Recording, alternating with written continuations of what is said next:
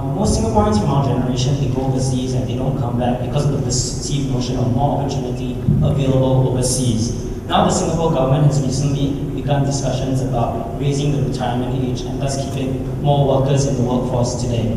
What can the government do to encourage talented and cosmopolitan young Singaporeans to return and seize the opportunities here, given the cyclical nature of the workforce today? I didn't catch your name. Ravi. Ravi. I think our approach is that we want to give information. I don't want to position this that we're only interested in Singaporeans who go overseas. That is perverse, right? Because I have a whole group of Singaporeans here, and I would, and that's why I preface my talk by saying that there are opportunities. Obviously, there are other considerations. It's a Singaporean way of home. I haven't slanted talk towards that way because that's something that you have to decide. But basically what we're saying is that we think that the next decade or so, this area will be very exciting. It's interesting that I read a report that they say now that Singapore is the largest number of millionaires per capita. I don't know whether it's true. Obviously, there are fortunes to be made here. Beyond the economic aspects, Singaporeans will have to decide whether this is a good place to make a home. I make a point of meeting many Singaporeans who are overseas when we go, and that's as we do here as well through dialogue sessions. And that's our way of keeping a pulse on Singapore. I would say that from what I hear from Singaporeans overseas, it's not as if many Singaporeans make a decision very early in life whether I'm going to where their final destination is. That's not what the norm is. Most of the time, whether it's here or overseas, you sort of move from one milestone to another. You sort of finish your university education. Before you go to university, you have to decide what you want to do, what faculty you want to go to, and sometimes our logic sequence is a bit frightening. Because you ask them, why do you do this? Oh, because my friend wanted to do it.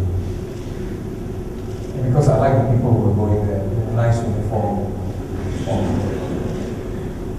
that kind of thing. I mean, it's not always the most cerebral exercises. But there you are. That's what you tell me. And then when you finish, there are opportunities here. Then you decide something exciting. And then you meet your life partner, and then your life partner happens to be a particular nationality. You move, and then you have kids, and then you buy a home. And the next thing you know, the next 20 years is later. And that's what usually happens. What we want to do is really to give information so that people can keep in touch. And there are different experiences. One lady who is working for a top financial company in New York recently said, well, when she was in the 20s and 30s, she adopted a very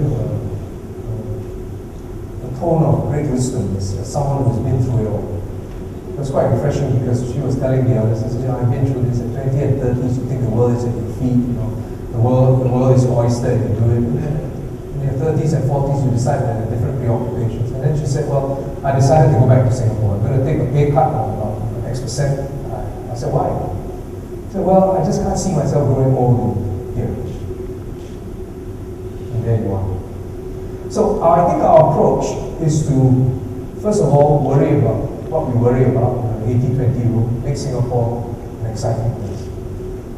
So that there are opportunities for you, so that you can be involved in these industries, and you can maximize your potential, actualize what you think that you need to do.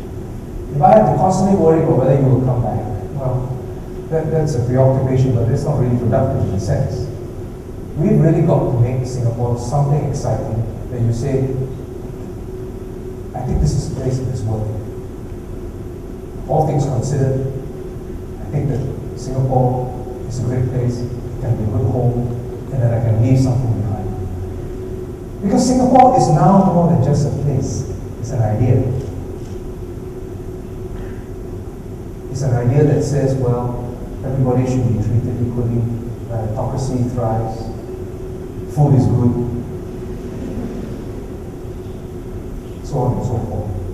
And whether the idea survives or not, because if you look around the region, you are quite an aberration. So we used to tell businessmen who operate in different jurisdictions, when you come back, when you leave Singapore, leave your some Singaporean values at our airport, and pick them up and you come back into it. So that would be some of our approach. Thank you, sir. Thank you, Minister.